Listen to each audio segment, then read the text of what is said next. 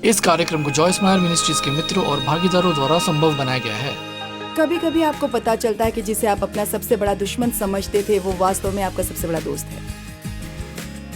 हाँ, कुछ ही लोगों को ये मिलता है। कुछ चीजें जो आपको सबसे ज्यादा दुख पहुंचाती है वो सबसे ज्यादा सिखाती हैं।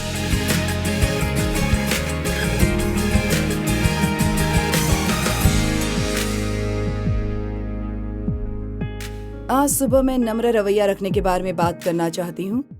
आगे बढ़े और कहे आउच अभी। नम्रता। मुझे लगता है बहुत से लोग नम्रता के बारे में गलत विचार रखते हैं।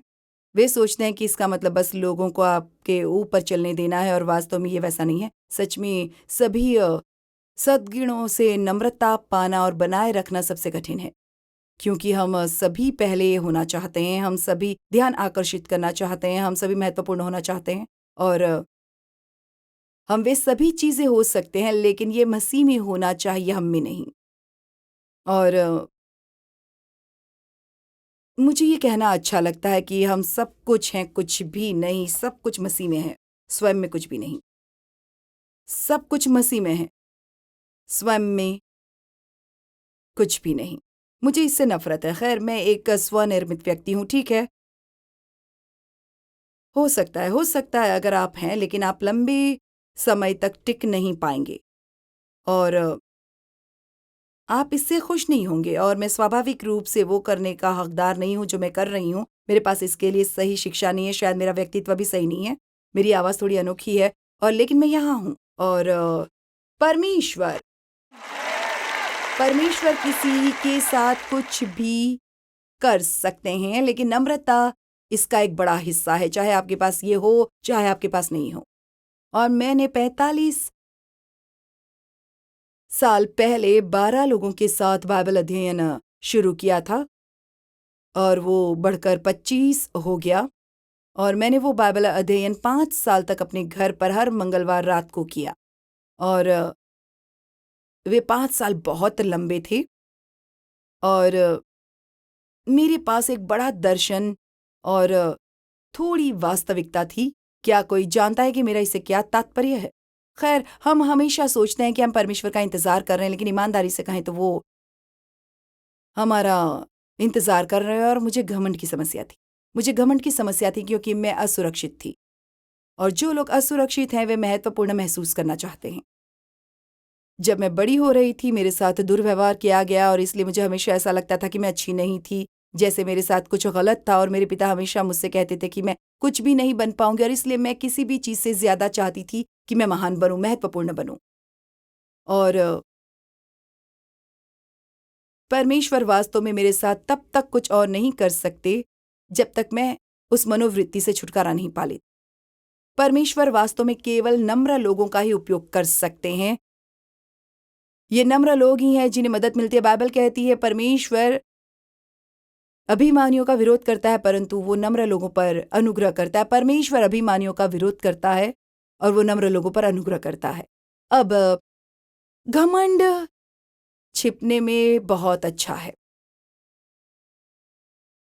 और घमंड पर एक किताब बेचना लगभग असंभव है, क्योंकि जिस व्यक्ति को इसकी आवश्यकता होती है वो बहुत घमंडी है इसे लेने में। वो बिल्कुल भी नहीं, लेकिन वो नहीं चाहते कि कोई ये सोचे कि उन्हें ये समस्या है। मेरे पास गर्व और नम्रता पर एक सीरीज हुआ करती थी और अंततः मैंने इसे छोड़ दिया, क्योंकि मैं इसे नहीं खरीदता। जिस भी चीज को आप नहीं खरीदते वो मैं क्यों बेचूं? फिलिपियो 2:5। ये हमारा लक्ष्य है, इसमें थोड़ा समय लगेगा। वही दृष्टिकोण और उद्देश्य और नम्र मन आप में भी रहे जो यीशु मसीह में था। उन्हें नम्रता में अपना उदाहरण बनने दे। परमेश्वर को यहाँ आने और मानव शरीर धारण करने में किस प्रकार की नम्रता की कितनी गहराई लगी। मेरा मतलब है केवल एक चीज जिससे मैं इसका संबंध स्थापित करना शुरू कर सकती हूँ वो ये होगी कि परमेश्वर मुझसे कीड़ा बनने के लिए कह रहे हैं। यीशु ने न केवल मानव देह धारण किया, उसने कभी भी अपनी रक्षा करने की कोशिश नहीं की। उसने कभी भी लोगों से उसके साथ किए गए किसी भी काम का बदला लेने की कोशिश नहीं की। वो हर किसी से प्यार करता था, क्योंकि उसने इस बारे में नहीं सोचा कि वो उसके साथ क्या कर रहे थे। वो हमेशा इस बारे में ये सोचता था कि वो खुद के साथ क्या कर रहे थे। और देखिए, जब कोई आपके या मेरे साथ दुर्व्यवहार करता है तो हम आम तौर पर सोचते हैं, खैर आपको मेरे साथ इस तरह का व्यवहार नहीं करना चाहिए, लेकिन वास्तव में हमें इस बारे में अधिक चिंतित होना चाहिए कि वे अपने साथ क्या कर रहे हैं, क्योंकि यदि आप उस पर भरोसा करते हैं तो परमेश्वर आपकी देखभाल करेगा। और यीशु ने क्रूस पर प्रार्थना की, पिता उन्हें माफ कर दो क्योंकि वे नहीं जानते वे क्या कर रहे हैं। उन्हें वास्तव में समझ नहीं आया कि वे क्या कर रहे थे। और ईमानदारी से कहें तो बहुत से लोग जो आपके साथ दुर्व्यवहार करते हैं वे वास्तव में नहीं समझते कि वे क्या कर रहे हैं। क्या आप जानते हैं, जब आप परमेश्वर के बच्चों में से एक के साथ दुर्व्यवहार करते हैं तो आप खुद को एक तरह की खतरनाक स्थिति में डालते हैं। और मैं आपको बताना चाहूंगी कि और मैं आज बहुत कुछ कहने जा रही हूँ। सबसे महत्वपूर्ण चीजों में से एक जो हमारे घमंड या नम्रता के स्तर को प्रकट करती है वो यह है कि हम लोगों के साथ कैसा व्यवहार करते हैं, और विशेष रूप से हम उन लोगों के साथ कैसा व्यवहार करते हैं जिन्हें हम या दुनिया महत्वहीन समझती है। हम उन लोगों के साथ अच्छा व्यवहार करने में बहुत अच्छे हैं जिनसे हम प्रभावित होना चाहते हैं, लोगों के साथ अच्छा व्यवहार करना जिससे हम कुछ पाना चाहते हैं, लेकिन वे लोग जिनसे हमारा कोई वास्ता नहीं, परमेश्वर छोटे व्यक्ति की परवाह करते हैं। आप जानते हैं, ऐसे लोगों से दुनिया भरी है जो अदृश्य महसूस करते हैं। उन्हें वास्तव में ऐसा महसूस होता है जैसे उन्हें कोई नहीं देखता और कोई उन्हें नहीं जानता और किसी को उनकी परवाह नहीं है। लेकिन आप जानते हैं, यहाँ मंच पर हूं और हर कोई सोचता है कि मैं ये हूं, मेरा मतलब ये मैं हूं। लेकिन क्या आप जानते हैं, ऐसे लोग हैं जो वहां पीछे छुपे हैं जिनके बिना मैं नहीं कर सकती ऐसा।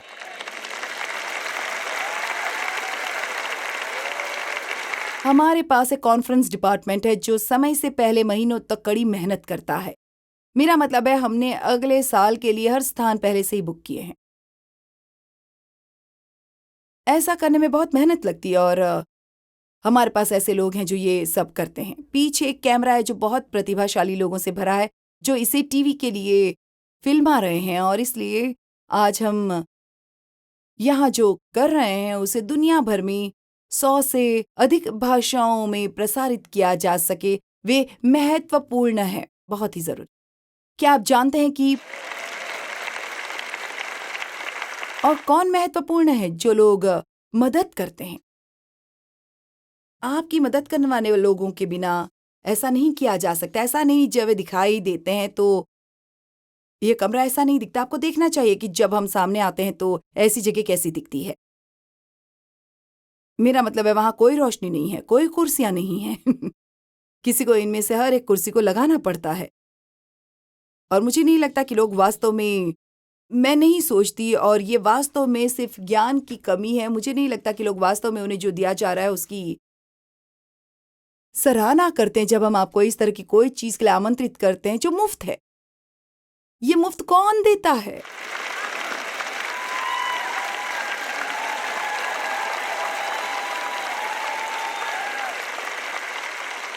एकमात्र सम्मेलन जिसके लिए हम शुल्क देते हैं वो हमारा महिला सम्मेलन है, और ईमानदारी से कहें तो एक या दो अन्य लोग भी हो सकते हैं, लेकिन ऐसे बहुत से लोग नहीं हैं जो अब मुफ्त में सम्मेलन कर रहे हों। यही कारण है कि कभी कभी मुझे दुख होता है जब लोग भेंट देने के लिए कहे जाने पर भी क्रोधित हो जाते हैं। मेरा मतलब है, ये वास्तव में ऐसा है। लेकिन अब जानते हैं, मुझे श्रेय मिलता है, लेकिन मैं उन्हें श्रेय देना चाहती हूँ क्योंकि मैं ऐसा नहीं कर सकती। मैं उन सभी लोगों के बिना ऐसा नहीं कर सकती जो मेरी मदद करते हैं मेरी। आमीन।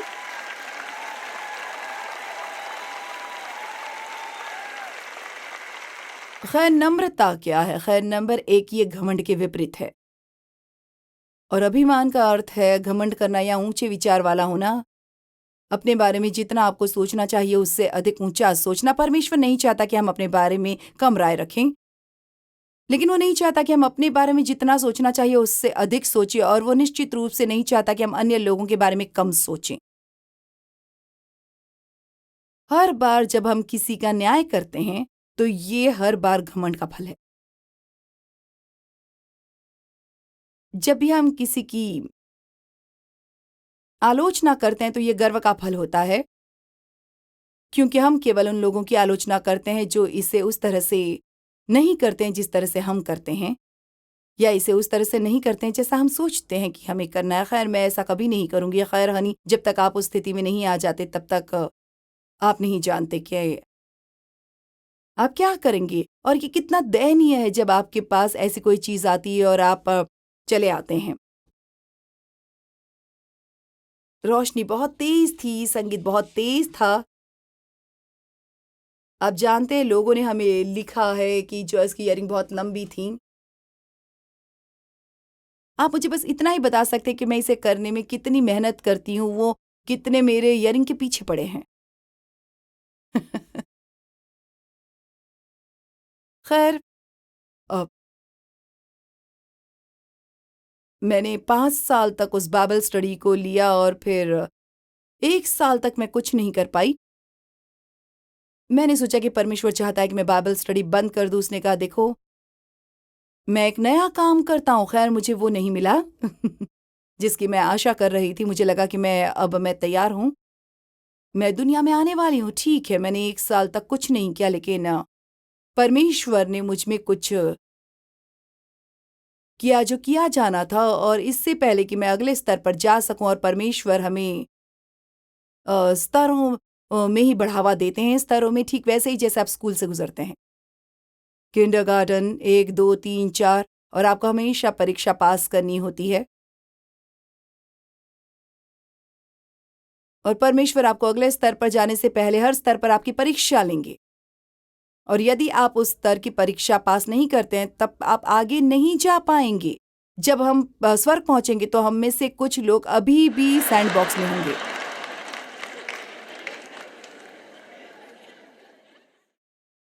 और इसलिए फिर हमारे शहर में एक नया चर्च शुरू हुआ और हमने वहाँ जाना शुरू किया, और मैं 5 साल तक वहाँ के स्टाफ में रही, और मैंने वहाँ बहुत कुछ सीखा। वो व्यक्ति जो अ, पास्टर था, वो 26 साल का था और मैं 36 साल की थी, और हम दोनों को लगा कि हम सब कुछ जानते हैं, और हमने काफ़ी कोशिश की। आप जानते हैं, आप वास्तव में तब तक कुछ भी नहीं जानते जब तक आप लगभग 40 या 50 वर्ष के नहीं हो जाते। मुझे इसकी परवाह नहीं है कि आपके पास कितनी डिग्रियां हैं। आमीन। ये बहुत ही मज़ेदार है, ये बेहद हास्यास्पद है जब कोई 18 साल का बच्चा सोचता है कि वो सब जानता है। क्या आपको ये अच्छा नहीं लगता जब वे आपकी कोई बात नहीं सुनते, क्योंकि वे जानते हैं, उन्होंने सब कुछ समझ लिया और वे आपसे कहीं अधिक जानते हैं। आप बस मुस्कुरा सकते हैं और कह सकते हैं कि ठीक है, रुको और आगे बढ़ो। आमीन। क्योंकि हम वैसे ही थे। और यदि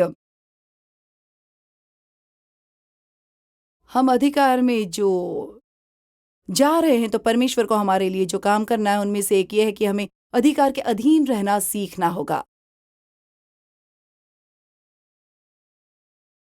और इसलिए जब भी आप अधिकार के अधीन होंगे, तो आपसे कुछ ऐसी चीजें करने के लिए कहा जाएगा या बोला जाएगा जिनसे आप सहमत नहीं हैं या करना नहीं चाहते हैं, और परमेश्वर चाहता है कि हम सीखें कि बिना शिकायत, बिना गपशप के ऐसा कैसे करें।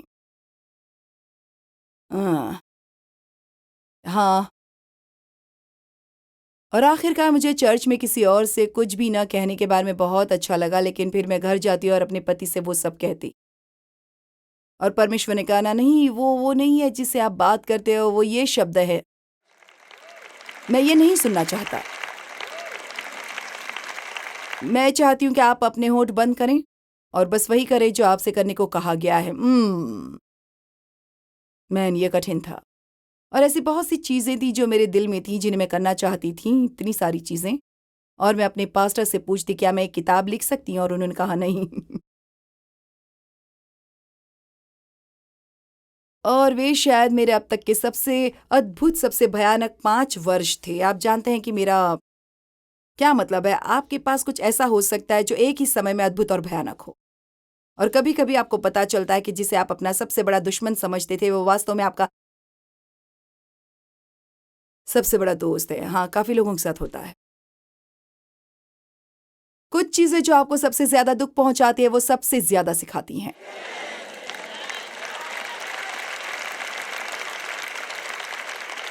एक वचन है जो कहता है कि परमेश्वर हमें अंधेरे का खजाना देंगे और मुझे ये पसंद है। तो यदि ये अभी आप अपने जीवन में अंधकारमय समय में है, यदि आप स्वयं को सही ढंग से संभालेंगे तो परमेश्वर आपको इसमें से कुछ खजाना देंगे। और यदि आप अभी किसी कठिन दौर से गुजर रहे हैं तो आप हम में से उन लोगों से अधिक सीख रहे हैं जो नहीं सीखते। और खासकर यदि आप चाहते हैं कि परमेश्वर आपका उपयोग करें तो आप अपनी सीट बेल्ट भी बांध सकते हैं। ओ, हम ऐसी आत्मिक प्रार्थना करते हैं, हे परमेश्वर, मैं अपने आप को आपको सौंपती हूँ, आप मेरे साथ जो करना चाहते हैं वो करें। ओ सच में, क्या आप इसके लिए तैयार हैं? खैर,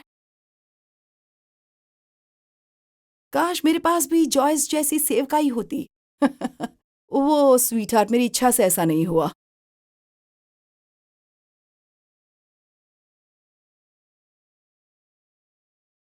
तो फिर आखिरकार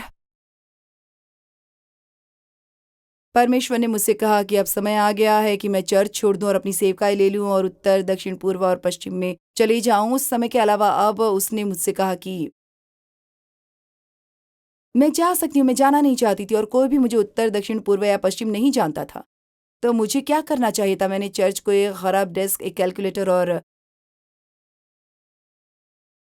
बिना पैसे के छोड़ दिया और वहाँ मेरा एक महिला सेवकाई था जिसमें लगभग 450 लोग उपस्थित थे, जो उन्होंने मुझे उसमें मेलिंग लिस्ट प्राप्त करने दी और इसलिए मैंने बस अपने छोटे पत्र लिखना शुरू किया और लोगों से हमारी मदद करने के लिए कहा और मेरी उत्तरी सेंट लुइस, दक्षिणी सेंट लुइस, पूर्वी और पश्चिम में सभा हुई। मैं उत्तर, दक्षिण, पूर्व और पश्चिम गई।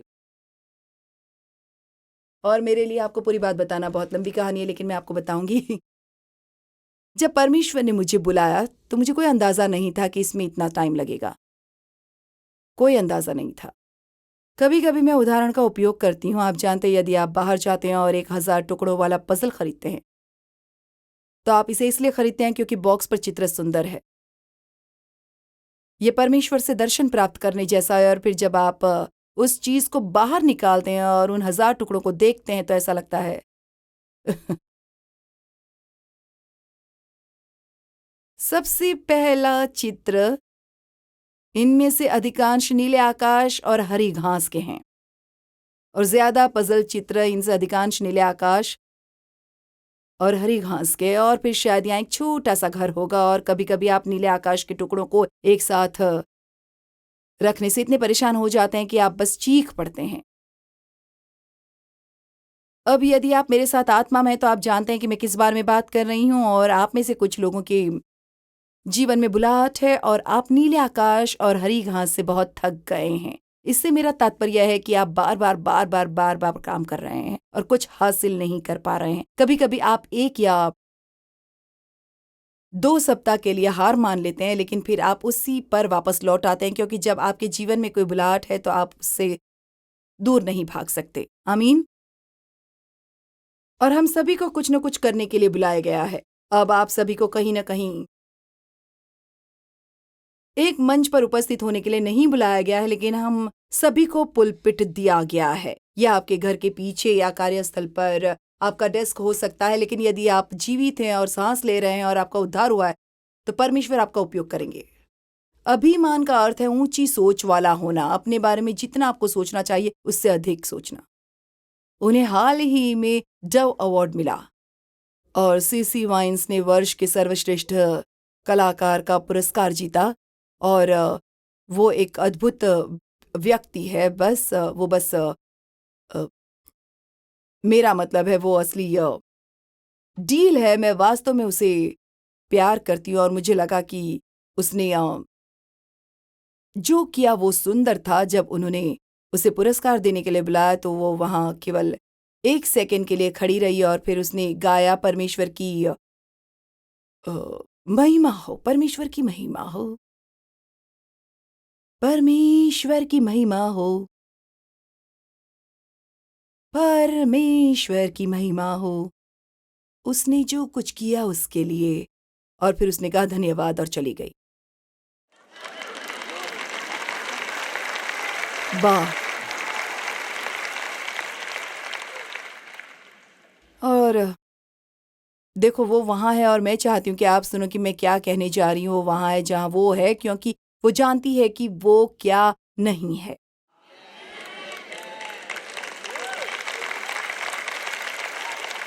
और मैं अपने बारे में भी यही कह सकती हूँ। मैं जानती हूँ कि मैं क्या नहीं हूँ।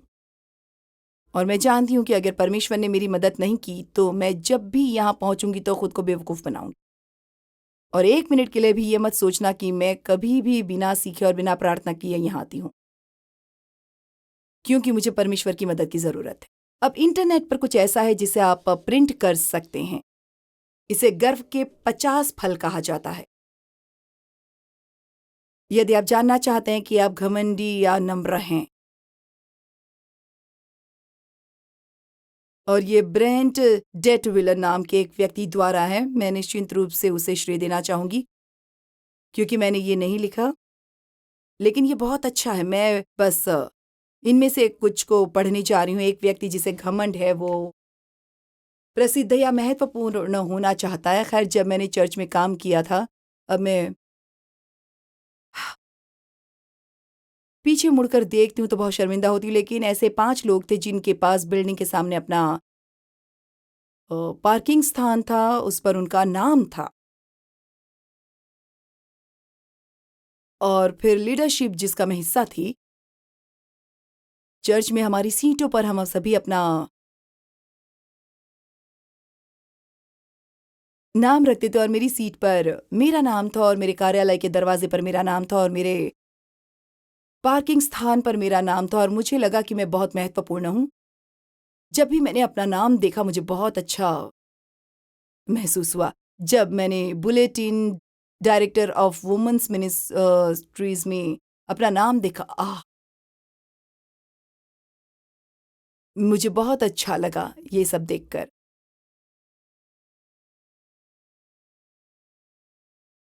और अरे, जब मैं पहली बार टेलीविज़न पर गई और मैं कहीं बाहर निकली और कोई मुझे आह! पहचान गया,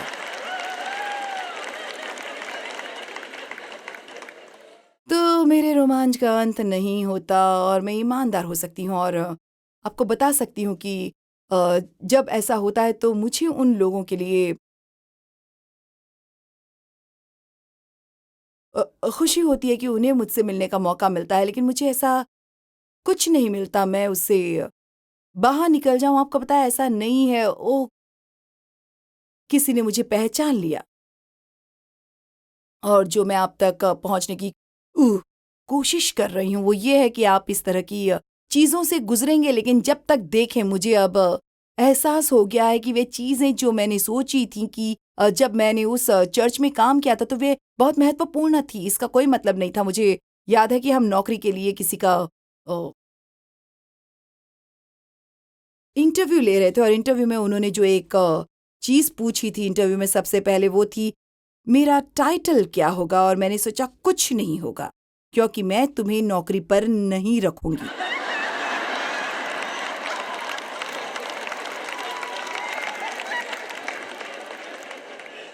मेरा मतलब है, यदि आप इस बात की परवाह करते हैं कि आपका टाइटल क्या होगा, तो आपको वहां काम करने की आवश्यकता नहीं है। आमीन। देखिए, यदि आप जानते हैं कि आप मसीह में कौन है, तो आपको उन सभी मूर्खतापूर्ण चीजों की परवाह करनी नहीं है। बाइबल कहती है कि परमेश्वर उन पदों से प्रभावित नहीं होते जो मनुष्य धारण करते हैं। परमेश्वर को इसकी परवाह है कि क्या हम उससे प्रेम करते हैं, क्या हम धार्मिकता के भूखे और प्यासे हैं, क्या हम दिल से शुद्ध हैं, हम लोगों के साथ कैसा व्यवहार कर रहे हैं, हम उन लोगों के साथ कैसा व्यवहार कर रहे हैं जिन्हें दुनिया महत्वहीन समझती है। क्या मैं आपको कुछ बता सकती हूँ? ऐसा कोई नहीं है जो महत्वहीन हो।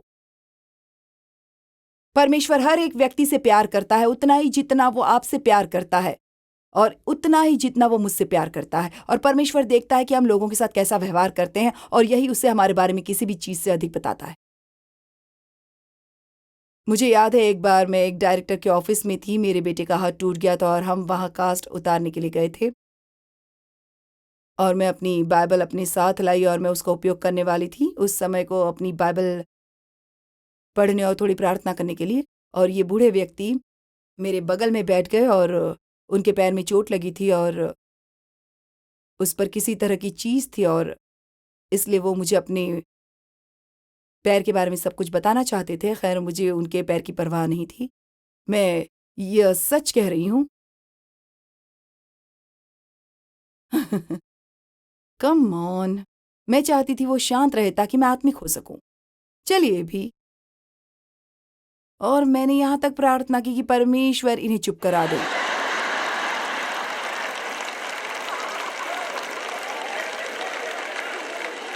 और परमेश्वर ने मुझसे एक प्रश्न पूछा। उन्होंने कहा, यदि वो बिली ग्राहम होते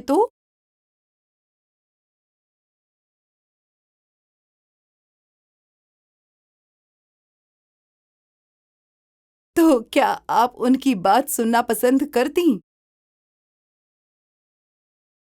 अ खैर, मैं आपको बताती हूँ, परमेश्वर जानता है कि आपको वहां कैसे छूना है जहां दर्द है।